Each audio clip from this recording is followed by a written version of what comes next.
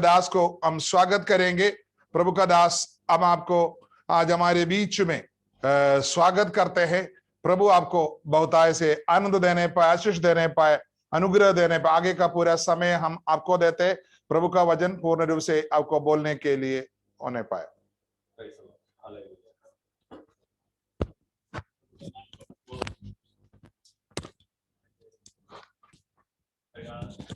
आप लोगों के बीच में से एक और बार जीवन में दिया हुआ अवसर के लिए मैं प्रभु को बहुत धन्यवाद देता हूँ।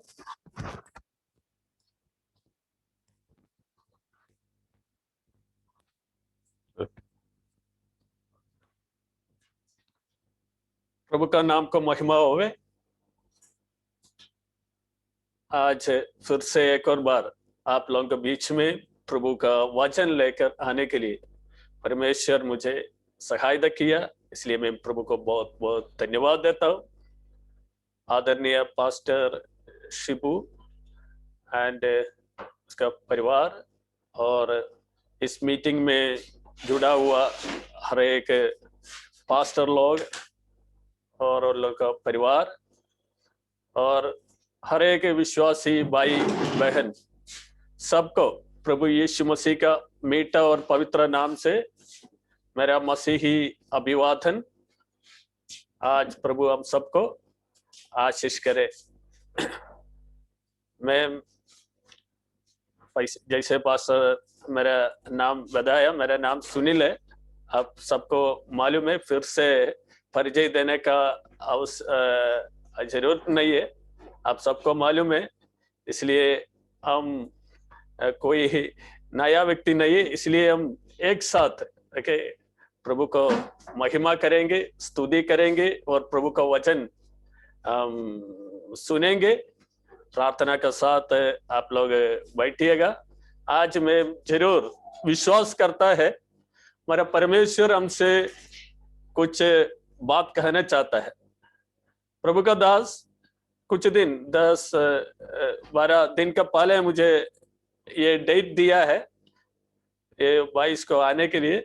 उसी टाइम से मैं वो कुछ वचन के बारे में ऐसे सोच करके मनन करके प्रार्थना से तैयार कर रहे थे। उसी टाइम प्रभु मेरा मन में जो वचन दिया है आप लोग से बांटने के लिए, ये वचन में कहीं अब तक किसी से शेयर नहीं किया है। प्रभु वो वचन दिया, मैं वचन से बहुत बार ये वचन का साथ बैठा है प्रभु के चरणों में। वो वचन है आपका साथ आज शेयर करने के लिए चाहता है। ये वचन प्रभु जरूर आपसे भी आपको भी अनुग्रह का कारण होगा। हम पढ़ेंगे एक वचन आज का संदेश के लिए। इफिसियों का पत्री, इनका पहले अध्याय का 15 से लेकर 23 तक हम पढ़ेंगे। इफिसियों का पत्री पहले अध्याय का 15 से लेकर 23 तक मैं आप लोगों के लिए पढ़ेंगे। ध्यान से आप सुनिएगा, प्रार्थना से बैठिएगा।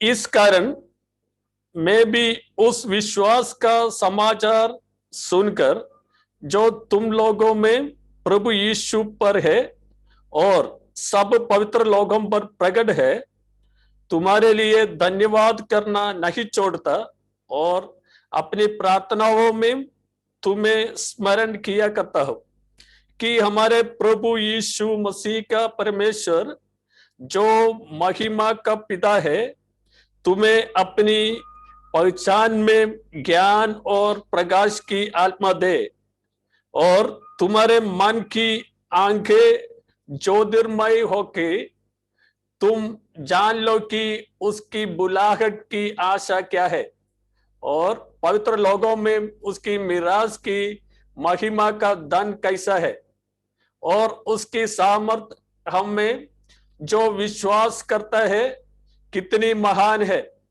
उसकी शक्ति के प्रभाव के उस कार्य के अनुसार जो उसने मसीह में किया कि उसको मरे हुओं में से जिलाकर स्वर्गीय स्थानों में अपनी दाहिनी ओर सब प्रकार की प्रधानता और अधिकार और सामर्थ और प्रभुता के और हर एक नाम के ऊपर, जो ना केवल इस लोक में पर आने वाला लोक में भी लिया जाएगा, बैठाया और सब कुछ उसको पावनदले कर दिया और उससे सब वस्तुओं पर शिरोमणि ठहरकर कलीसिया को दे दिया। यह उसकी देह है और उसी की परिपूर्णता है, जो सब में सब कुछ पूर्ण करता है। Praise the Lord. आइए हम 1 मिनट प्रार्थना करेंगे।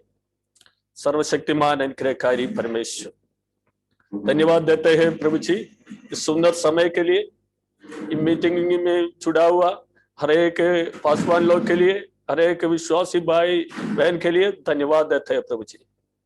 आज प्रभु जी आपने दिया हुआ वचन के लिए धन्यवाद।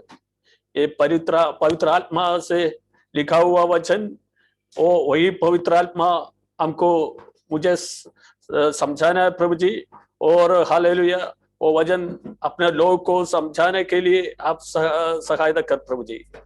हालेलुया आज इस समय आपका महिमा, हालेलुया आपका शक्ति, आपका उपस्थित हमारे बीच में महसूस करने पाए प्रभु जी।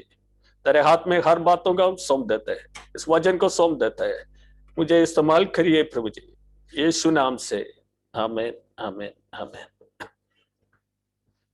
सबको फिर से एक और बार जय मसीह की। आज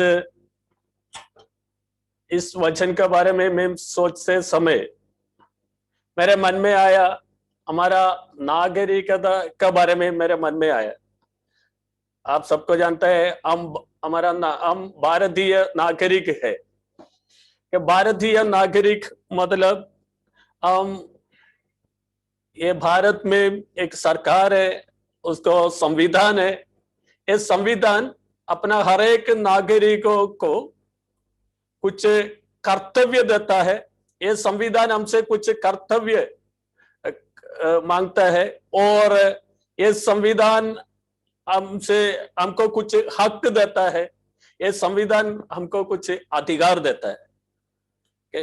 ये अधिकार हमारा संविधान हमसे उम्मीद करता है, हम ये कर्तव्य को और हमारे हक को, हमारा अधिकार को समझना है, मानना है, उसको पालना है। ये हमारा सरकार, हमारा देश हमसे मांगता है। ऐसे बोलते हैं हर एक व्यक्ति इस संविधान को मानना है, नहीं तो वो गलत होगा। इससे ये हमारे ऊपर ये संविधान का उम्मीद है। वैसे आत्मीय जगह में और आत्मीय नागरिका में पौलुस कहता है हमारा देश, हमारा स्वदेश स्वर्ग में है, हम परदेशी है कि हमारा देश, हमारा स्वदेश स्वर्ग में है और हमारा परमेश्वर प्रभु यीशु उधर से आने वाला है।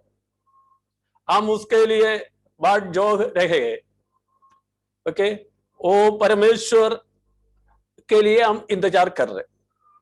आज मैं ये कहना चाहता है, ये पौलुस ये कहना चाहता है वो हम हमारा नागरिक स्वर्गीय नागरिक है। अब ऐसे है तो आत्मीय रीति से प्रभु हमसे कुछ चाहता है और प्रभु हम पर कोई, प्रभु को हमारे ऊपर कुछ उम्मीद है। मतलब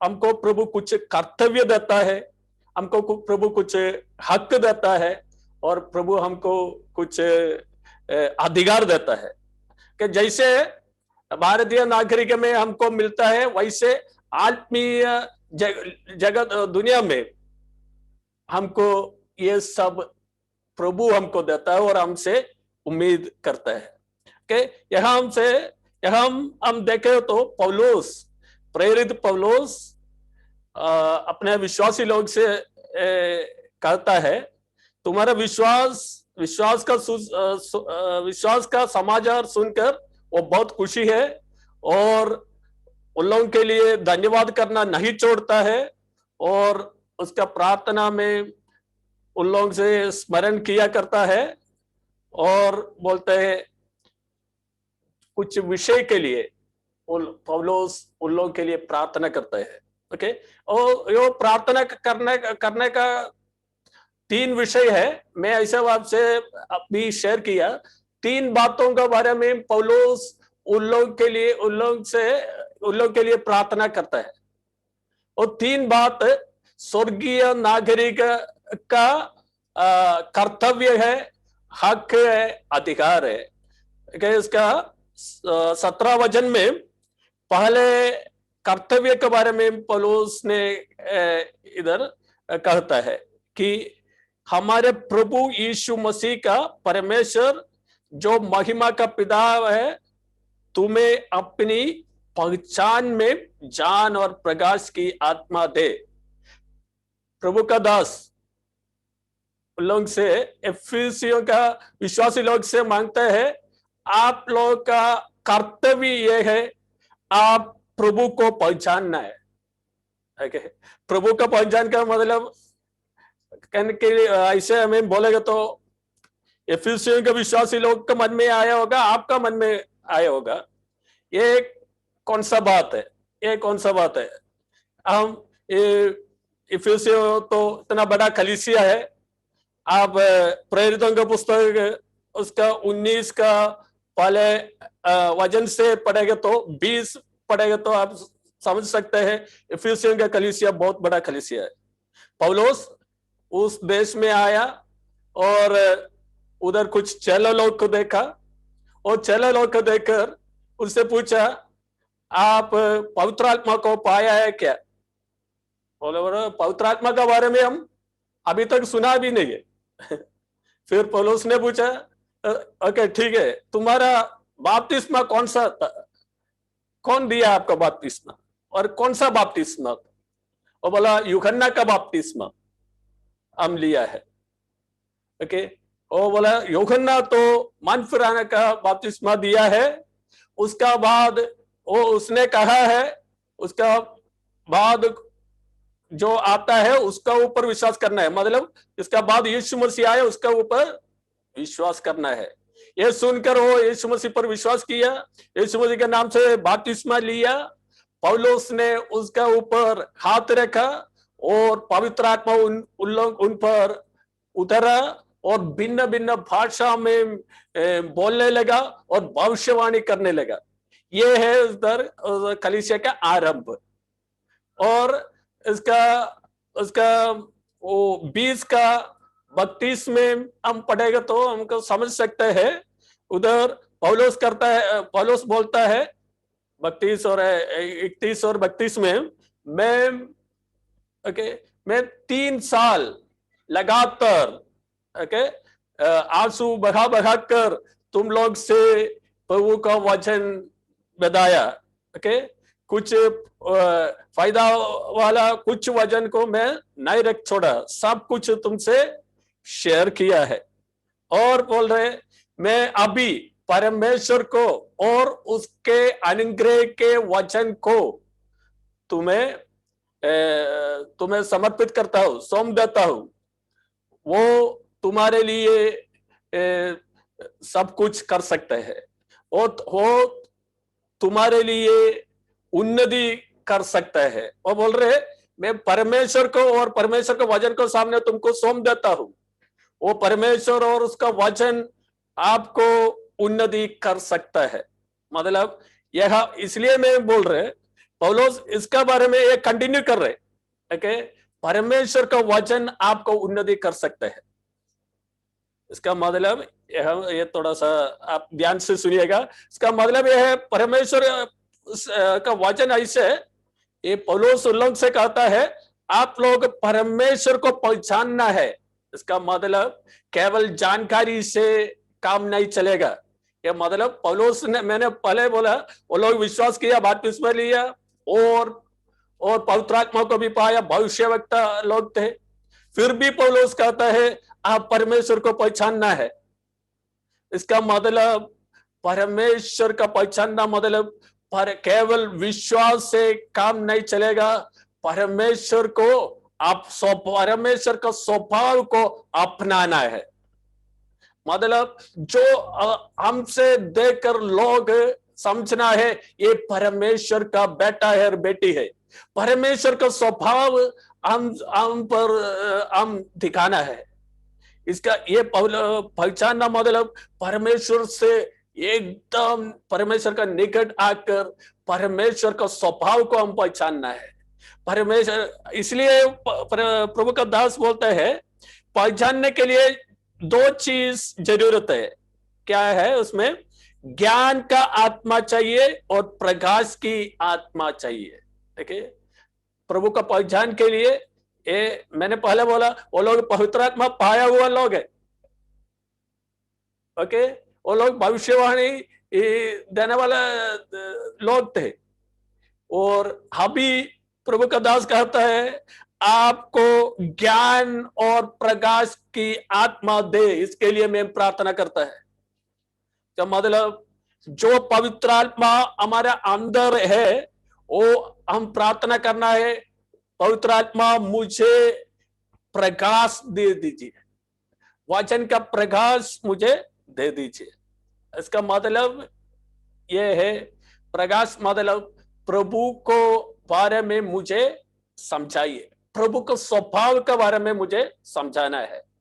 जो प्रभु पसंद है वो मुझे समझाना है, जो प्रभु घृणा करता है वो मुझे बताना है।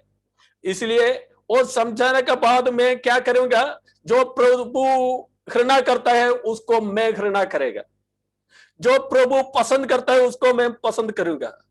ओके, जो प्रभु जैसे प्रभु का स्वभाव है वो स्वभाव को अनुसार मैं अपना जिंदगी बिताएगा। ओके, प्रभु को हर प्रकार प्रसन्न करके आगे बढ़ना, इसके लिए प्रभु का पवित्र आत्मा हमको समझाएगा कि देखिए केवल दुनिया का जानकारी से हमको कोई फायदा नहीं मिलता है। देखिए दुनिया में हम देखें तो ज्यादा सब बहुत लोग हैं प्रभु यीशु मसीह के बारे में जानता है कि महात्मा गांधी को जानता थे और स्वामी विवेकानंद को जानते थे, राजा राम मोहन राय ऐसा नवोत्थान नेता लोग को प्रभु के बारे में जानते थे। फिर वो जानकारी से उन लोग को कोई फायदा नहीं मिला होगा।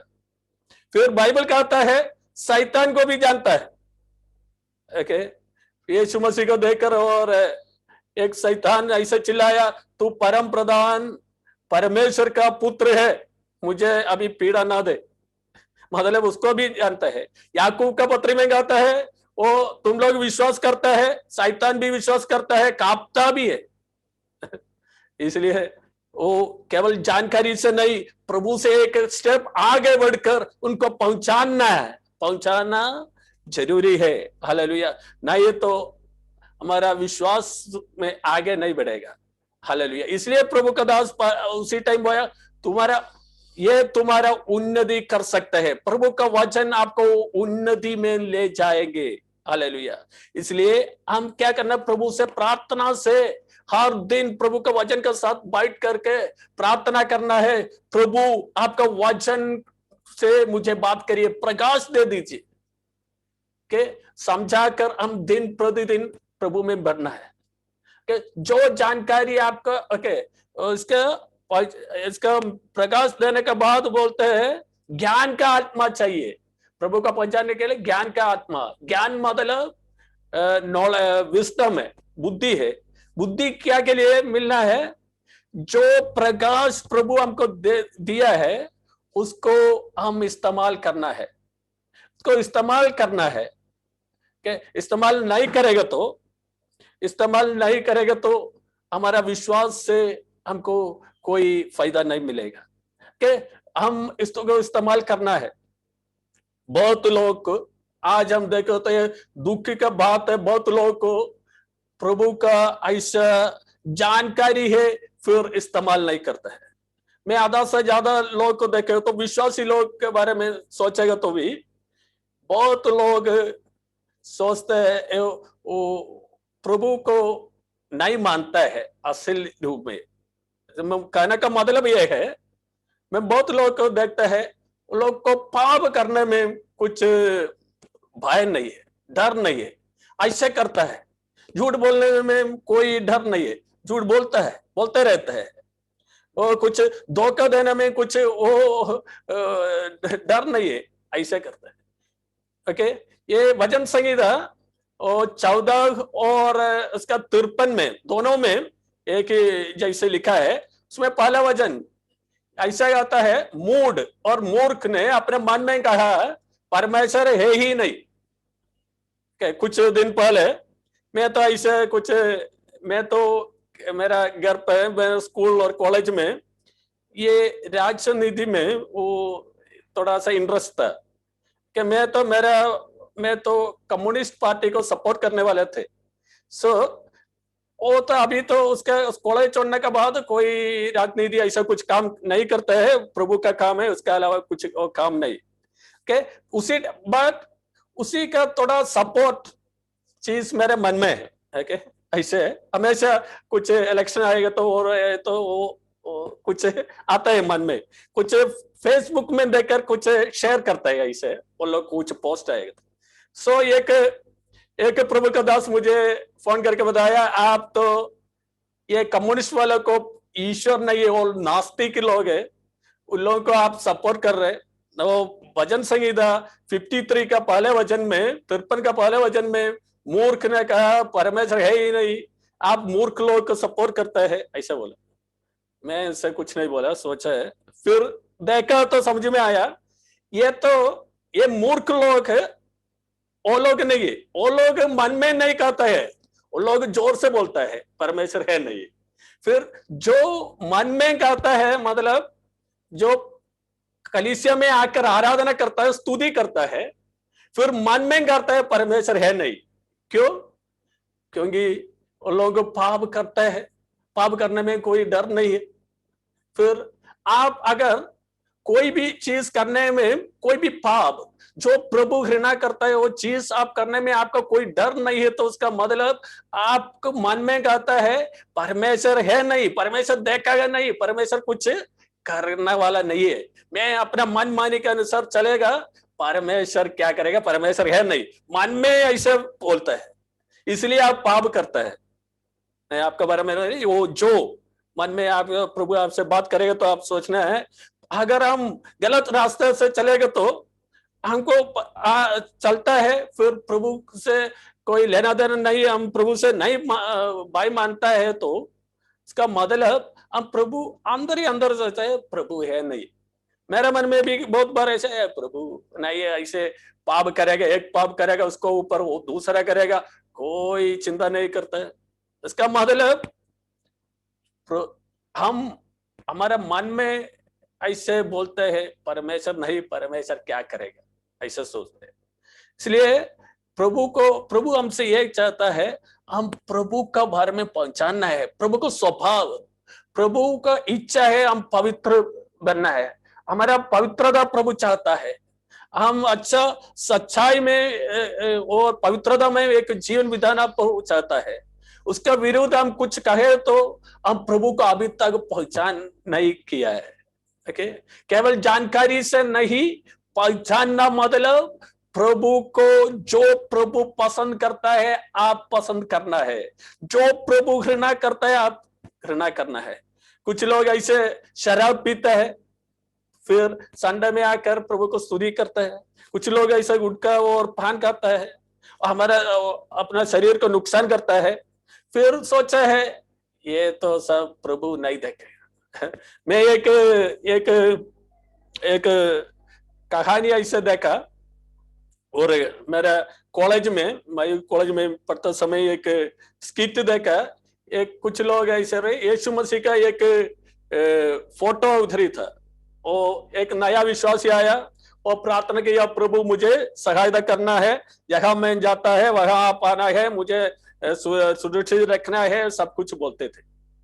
उसके बाद कुछ दिन के बाद ये थोड़ा ढीला हो गया, फिर भी प्रभु मुझे संभालना, प्रार्थना तो कम हो गया। कुछ मेरे साथ आना है ऐसे बोलते हैं हमेशा। फिर कुछ दिन के बाद वो गलत रास्ते में चलने लगा। उसी टाइम बोला ये प्रभु मेरे साथ आ रहे, वो देखते हैं मैं गलत करता है, मैं तो कौन सा दुकान में मैं जाता है प्रभु देखता है, और कौन सा चीज में पीता है वो प्रभु देखता है, कौन सा चीज में खाता है वो देखता है। इसलिए प्रभु से दूसरा दिन से बाद में बोलने लगा, प्रभु आप उधर ही रखना है, मेरे साथ नहीं आना है अभी मैं अपना मनमानी के अनुसार चलेगा, फिर आके इधर से आपका पूजा करेगा, प्रार्थना करेगा फिर भी यीशु उसका साथ चलने लगे, जहां जाता है वहां चलने लगा।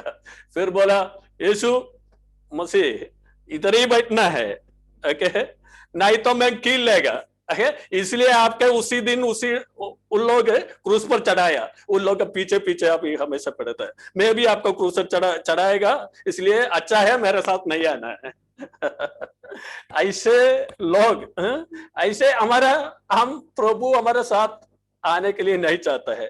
आने तो प्रभु देखेगा हम क्या करता है, क्या ऐसे बात करता है, घर पे कैसे बात करता है, बच्चे लोग से कैसे बात करता है, कुछ गाली दे तो प्रभु सुनेगा और ऐसे हमारे जीवन में हम प्रभु को पहचानने तो ना मतलब हम प्रभु का स्वभाव का अनुरूप होना है, मतलब प्रभु का स्वभाव को अपनाना है। ऐसे लोग देख करके हम ही लोग को देखकर लोग को समझ में आना है ये एक असली जीवित परमेश्वर का बेटा है और बेटी है, बच्चा है। इसलिए प्रभु का दास उल्लंघन से देखकर बोलते हैं, ओके, आप प्रभु का पहचान में ज्ञान और प्रकाश की आत्मा दे, ओके।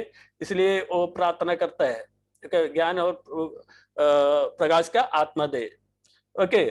उसके बाद प्रभु का दास दूसरा उसका हक के बारे में बोल रहे, ओके। तो 18 में ओके, अभी एक कर्तव्य है तो प्रभु का पहचानना है, ओके, जैसे पहचाना है वैसे हम पहचानना है। दूसरा चीज है तुम्हारे मन की आंखें ज्योतिर्मय हो के तुम जान लो कि उसकी बुलाहट की आशा क्या है और पवित्र लोगों में उसकी मिराज की महिमा का दान कैसे है, ओके। दो चीज है हमारे हक।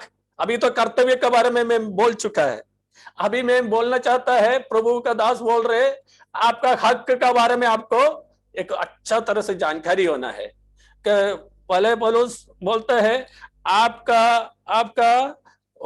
आंखों को ज्योतिर्मय तो दृष्टि खोलकर देखना है, आपका बुलाहट का आशा क्या है। मतलब ये है, इसका मतलब ये है आपको प्रभु जो अनुग्रह रखा है उसके बारे में आपको समझना है। मैं यहाँ ये वचन का अधिष्ठान आधार पर कहना चाहता है, प्रभु का अनुग्रह आत्मीय अनुग्रह है। प्रभु हमको इसलिए बुलाया, अगर आप मैंने बोला ना 10-15 दिन से मैं जब पास्टर साहब मैंने मुझे बोला है वचन बांटना है, ओके, प्रभु का दास मुझे मौका दिया, उसी टाइम से मैं ये वचन से ऐसे ध्यान से पढ़ रहे थे और बाइबल पूरा बाइबल ऐसे पढ़ रहे थे। समझ में आया कहीं जगह पर प्रभु किसी से मैं आपको घर देगा, मकान देगा और बड़ा बड़ा धन संपत्ति देगा करके किसी को नहीं बुलाया। फिर प्रभु का अनुग्रह आत्मीय अनुग्रह है, इसका मतलब वो सब कुछ नहीं देगा ऐसा नहीं, वो सब कुछ देगा। प्रभु बोले किसी चीज के बारे में आप चिंता मत करो, क्या पहनेगा, क्या खाएगा, क्या पहनेगा, कहां देखेगा, मकान के बारे में वो चिंता मत करो। प्रभु बोले पहले अपना राज्य के बारे में और धर्म के बारे में सोचो और खोजो, तो ये सब आपको, ये सारा वस्तु जो मैंने बोला खाना पीना रहना सब कुछ उसका साथ साथ आपको दिया जाएगा। पहले परमेश्वर का राज्य के बारे में और धर्म के खोज करो तो ये सारा वस्तु आपको दिया जाएगा, ओके, उसका साथ दिया जाएगा। ये इसको पहले नहीं खोजना है, पहले परमेश्वर का राज्य और धर्म के बारे में खोजना है, ओके। इसलिए एक बार पत्रोस ने प्रभु से पूछा, हम सब कुछ छोड़कर तेरे पीछे आया है, हमको क्या मिलेगा?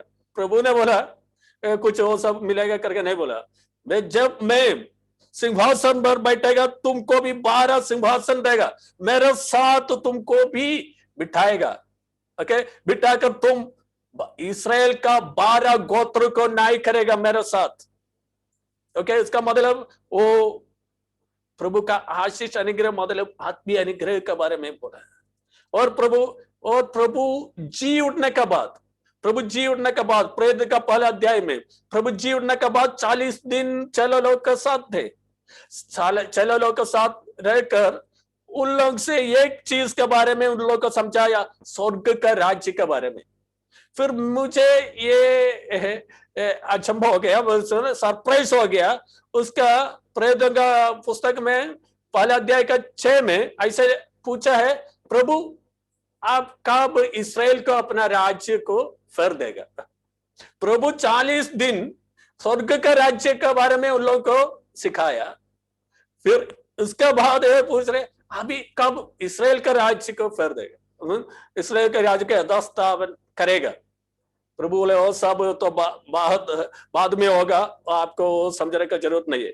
फिर उसका बाद पवित्र आत्मा आया, उसी टाइम उन लोग को समझ में आया ये दुनिया का राज्य के बारे में नहीं, स्वर्ग का राज्य के बारे में प्रभु कहता है। इसलिए मैं ये कहना चाहता हूं, हम प्रभु हमसे आत्मीय अनुग्रह रखा है।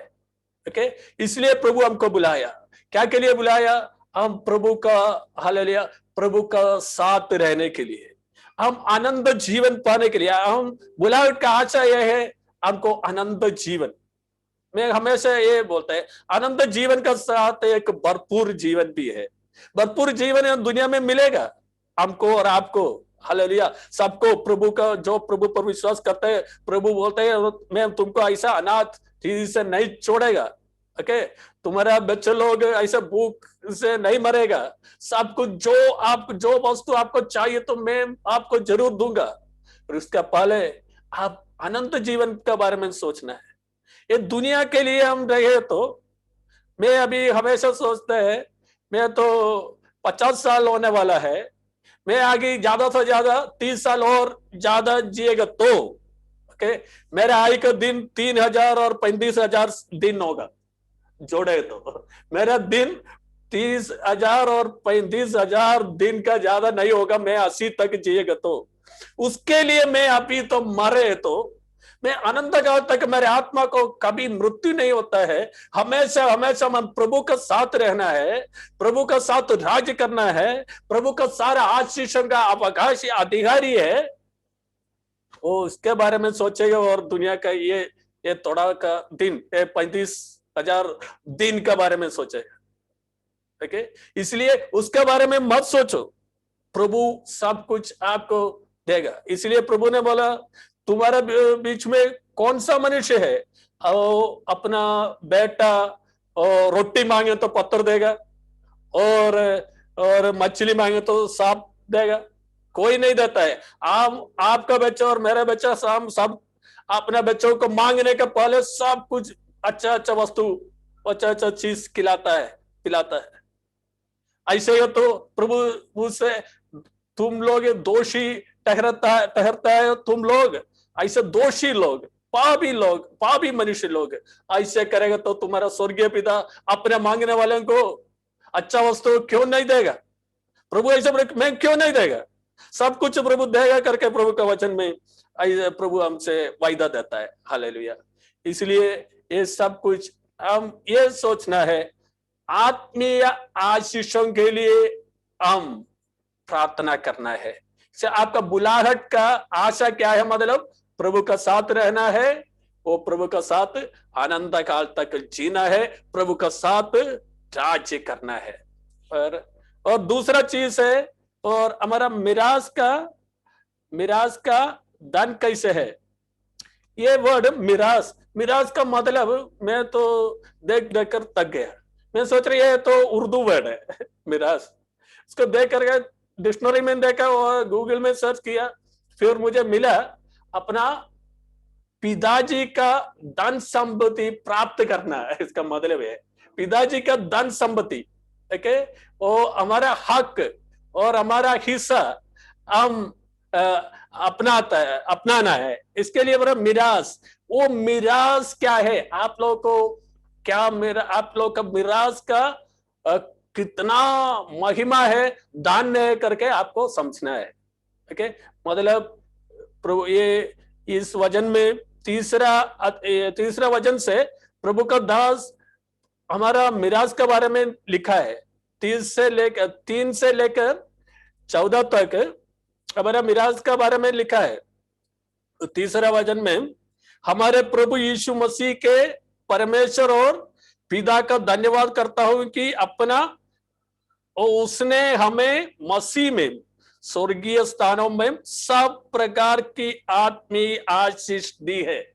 सब प्रकार की आशीष अनुग्रह मतलब स्वर्ग में जितना आशीष अनुग्रह रखा है वो सब अपना बच्चों का है और हमारे लिए प्रभु ने दिया है। इसके लिए प्रभु ने क्या किया है, उसके वचन में ऐसा लिखा है, प्रभु ने जगत का उत्पत्ति के पहले आपको चुना है। क्या के लिए? हम उसका निकट में पवित्र में और निर्दोष हो। और ओके, 5 वचन में और अपनी इच्छा का भले में अभिप्राय के अनुसार हमें अपने लिए पहले से ठहराया कि यीशु मसीह के द्वारा हम उसके लोपालक पुत्र हो। तो मतलब ये मैं समझ में है इसे आया, ये प्रभु ने जगत का उत्पत्ति के पहले आपको चुना। मतलब आपका शुरुआत आज नहीं हुआ, आपका पिता से नहीं हुआ और आपका ग्रेट ग्रैंडफादर आदम और हव्वा से नहीं हुआ, उसके पहले आपका शुरुआत प्रभु ने आपको चुना है। कि प्रभु ने इतना महान योजना बनाया और कुछ प्रभु मुझे चुना है, आपको भी चुना है।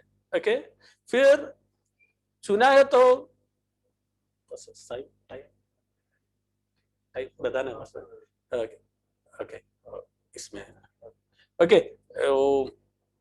प्रभु आपको चुना है, इसका मतलब यह है हम प्रभु उतना महान योजना बनाया आपको बचाने के लिए, आपको एक चुनाव प्रभु ने बनाया, वो आपको चुना है।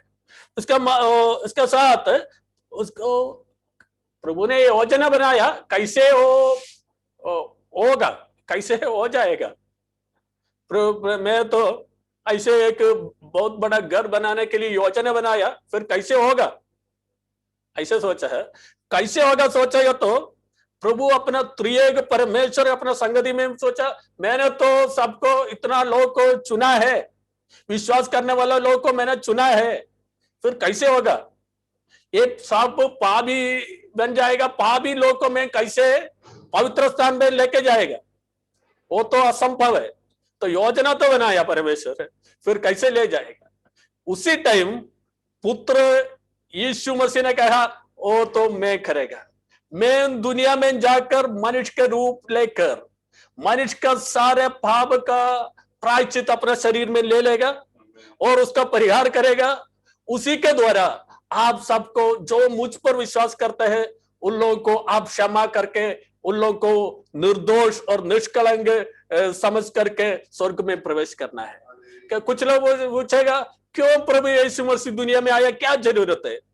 ये जरूरत यह है, प्रभु यीशु मसीह आदम से बोला, आदम से कहा, क्या कहा, आदम ओके तुम्हारे सामने आशीष और साहब का वचन रखा, बोले अगर तू मेरा बात मानेगा तो तुमको आशीष मिलेगा, अगर तुम मेरा बात नहीं मानेगा तो तुमको हालेलुया तुम्हारा मृत्यु होगा। मतलब आनंद काल का मृत्यु तुम्हारा जीवन में आएगा। आदम ने पाप किया, सारा आदम से उत्पन्न हुआ हर एक लोग पापी बन गया। ये पापी लोग के बचाने के लिए यीशु मसीह दुनिया में आया, वो कोई और रास्ता नहीं था। प्रभु अपना कानून के अनुसार चलता है। ओके, पापी लोग को उधर प्रवेश नहीं है, पापी लोग को ऐसे स्वर्ग में प्रवेश कर नहीं दे सकते हैं। इसलिए प्रभु ने खुद मनुष्य के रूप में आकर पाप का प्रायश्चित किया जो उस पर विश्वास करता है। इसलिए प्रभु यीशु, नीचे वाक्य में हम पढ़ेगा तो हम उसको समझ सकते हैं, प्रभु यीशु मसीह दुनिया में आया, हमारे लिए पाप को प्रायश्चित किया, उस पर विश्वास करने वाले को अनंत जीवन मिलेगा। ओके, प्रभु का इस महान योजना यीशु मसीह के द्वारा पूरा हो गया। ओके, इसलिए प्रभु 5 वचन में ऐसा है, प्रभु यीशु मसीह में हमको, परमेश्वर यीशु मसीह में हमको अपना परिवार में गोद लिया। ओके, लेफायक पुत्र हो, लेफायक पुत्र में गोद लिया। ओके, प्रभु अपना परिवार में हमको मेंबर बनाया, प्रभु का परिवार में हमको जोड़ा है। ओके, प्रभु ने जोड़ा अपना परिवार में। अभी हम मसीह परिवार का है, आप मसीह परिवार का है। क्यों, किसने जोड़ा? कोई मनुष्य ने आपने नहीं जोड़ा, परमेश्वर प्लान बनाया, यीशु मसीह आपके लिए प्रायश्चित किया, वो इसलिए उसके द्वारा प्रभु यीशु मसीह में अभी आप सच्चा जीवित परमेश्वर का परिवार का मेंबर हो गया, अंग बनाया। हालेलुया। उन लोग के लिए नीचे वचन में इसका मिरास के बारे में मैं कहना चाहता है। ओके, उन लोगों को क्या किया? पवित्र आत्मा जो व्यक्ति को जिसने प्रभु ने चुना है, परम प्रभु यीशु मसीह उन लोगों के लिए अपना जीवन बलिदान दिया है, उन लोगों को पवित्र आत्मा ने छाप लगा मतलब मुहर लगाया उसका ऊपर। ओके, 11 और 12, 13 में आपको दे सकते हैं, आप पढ़ सकते हैं। परमेश्वर क्या किया? वो पवित्र आत्मा के द्वारा मुहर लगाया। इसका मतलब ये लोग तो खरीदा हुआ लोग है, इन लोगों के ऊपर मुहर है, पवित्र आत्मा का मुहर है। पवित्र आत्मा का मुहर ऐसे उसी टाइम ऐसा भेड़ बकरी के ऊपर ऐसा मुहर लगाते थे। बहुत सारे भेड़ बकरी थे, चराने के लिए लेके जाते थे। उसी टाइम किसका है करके मालूम होने के लिए उसका मालिक का नाम मुहर छाप रहे थे उसी टाइम। ओके, मुहर ऐसा मुहर लगाते थे। और गुलाम लोग के ऊपर भी ऐसा मुहर लगाते हैं, मालिक का नाम। वैसे ये देख करके पौलुस कहता है, जिसने प्रभु ने खरीदा है उन लोगों को ऊपर पवित्र आत्मा का द्वारा मुहर लगाया। पवित्र आत्मा ने मुहर लगाया का मतलब आप चुना हुआ लोग है, आप परमेश्वर का बेटा है। आपका जब तक आपका मिरास आपको मिलेगा तब तक आप सुरक्षित रखे जाएंगे। हालेलुया। प्रभु कहता है परमेश्वर का मुहर आपका ऊपर है, जब तक मुहर आपका ऊपर है आप सुरक्षित है। अगर ऐसा किसी से नहीं डरना है, डरना का बात नहीं है। प्रभु यीशु आपका साथ है, वो प्रभु का है। मेरे पास एक गाड़ी है, वो गाड़ी तो कोई लेने के लिए ऐसा जबरदस्ती लेने के लिए तो मैं रोकेगा, बोलेगा ये मेरा है, किसी भी हालत से मैं नहीं देगा। ऐसे है प्रभु का मुहर दे करके शैतान आपको चुने आएगा तो प्रभु का मुहर लेकर प्रभु कहता है ये मैंने उसको खरीदा है। हालेलुया, उसको चुना मत। Hallelujah, hallelujah. इसलिए प्रभु यीशु पवित्र आत्मा के द्वारा हमको मुहर लगाया। और लास्ट में वचन आपके लिए मैं पढ़ना चाहता हूं, उसका 14 में ऐसा लिखा है, वह उसके मोल लिए हुओं के छुटकारे के लिए हमारी मिरास का बयाना है। ओके, पवित्र आत्मा इधर 2 प्रकार का काम करता है। एक, पवित्र आत्मा आपको वो मुहर लगाता है, दूसरा पवित्र आत्मा तो हमारा बयाना है। बयाना भी मैं ढूंढा है, उसका मतलब एडवांस है, एडवांस दिया है। परमेश्वर हम जो आशीष अनुग्रह हमको मिलना है स्वर्ग में, उसका एडवांस अभी ले लो, वो है पवित्र आत्मा। ऐसा हमारा मिरास का बयान है ये पवित्र आत्मा। इसका मतलब ये है हमारे लिए एक मिरास सुरक्षित रखे जाएगा। 2 चीज है पवित्र आत्मा का द्वारा, हम ये मिरास के लिए सुरक्षित रखे जाएगा और मिरास हमारे के लिए जब तक हम पहुंचेगा तब तक सुरक्षित रखे जाएगा। मिरास भी सुरक्षित रखे जाएगा, हम भी सुरक्षित रखे जाएगा पवित्र आत्मा का द्वारा। ओके, इस बातों में आपका आंख खोलकर आपका दृष्टि खोलकर आपको देखना है, समझना है कितना आशीष अनुग्रह प्रभु यीशु परमेश्वर आपके लिए स्वर्ग में रखा है। हालेलुया। स्वर्ग का हर एक आशीष अनुग्रह में प्रभु आपको आशीष दी है। हालेलुया। इसलिए दूसरा हमारा हक है बुलाहट का आशा, तो हम प्रभु का साथ हमेशा रहना है। दूसरा हमारा मिराज ये है स्वर्ग में जितना आशीष अनुग्रह स्वर्ग में जितना उतना साफ मेरा है, क्योंकि मैं प्रभु यीशु मसीह मुझे अपना पुत्र के रूप में गोद लिया। यीशु का बेटा है, यीशु का संतान है, वो प्रभु का संतान कहलाने के लिए मुझे अधिकार दिया यीशु मसीह के द्वारा।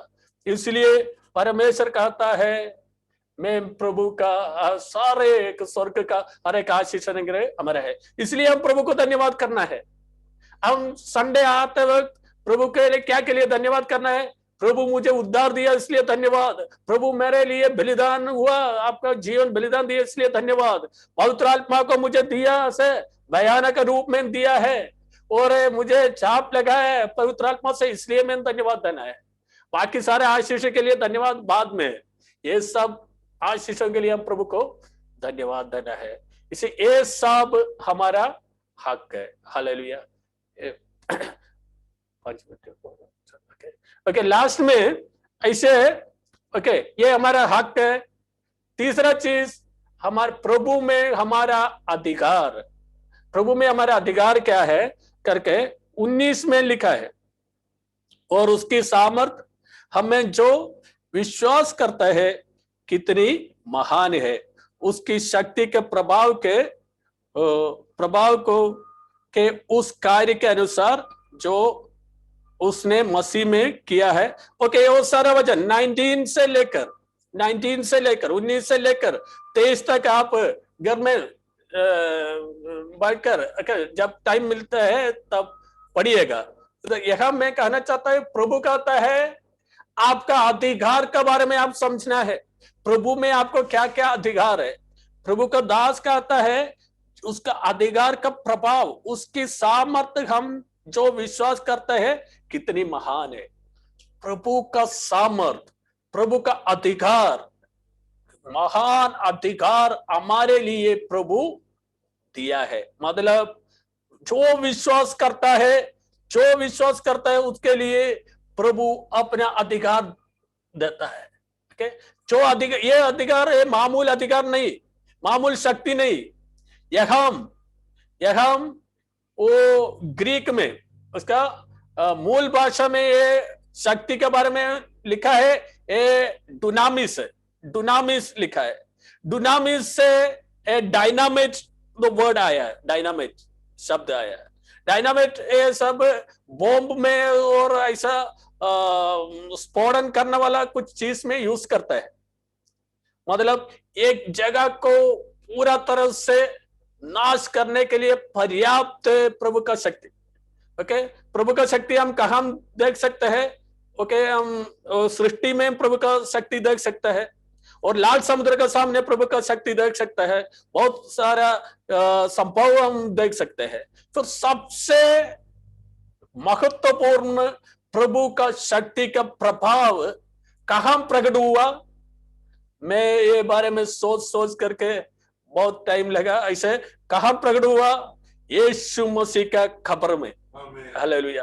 यीशु मसीह का खबर में यीशु को रखा है, वो लोग यीशु को क्रूस पर चढ़ाया, उसका घाट दिया, खबर में रखा है।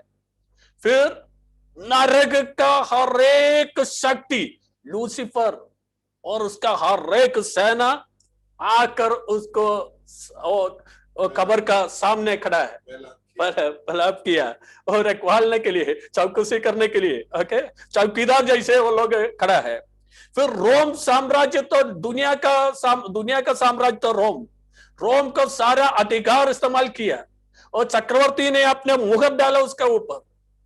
ओके यहूदी लोग इकट्ठा होकर, याजक और महायाजक, सदूसी, फरीसी सब लोग एक साथ इकट्ठा होकर उधर खड़ा है।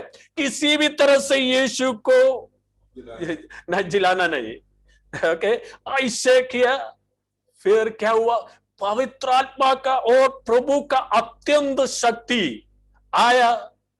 वो सारा शक्ति को, दुनिया का हर एक शक्ति एक साथ इकट्ठा होकर प्रभु के खिलाफ खड़ा। फिर परमेश्वर का शक्ति के सामने उसको खड़ा नहीं हो पाया, वो नाश हो गया। प्रभु का वो खबर को तोड़कर, हालेलुया, वो तीसरा दिन जी उठा। हालेलुया। हमारा परमेश्वर इतना बड़ा प्रभु का शक्ति, महान शक्ति को प्रकट हुआ। शैतान को हर एक जाल को प्रभु ने तोड़फाड़ किया है। इसलिए पौलुस कहता है वो काल्वरी क्रूस में शैतान को खुल्लम तमाशा बनाया है। वो खुल्लम ऐसे मकड़ी का जाल जैसे है। ठीक है, एक बार एक गुफा में एक सिंह और लायन शेर गया है, एक मकड़ी था उसके द्वार पर। वो उसने एक जाल बना के वो सोचा है, अभी कैसे वो बाहर जाएगा।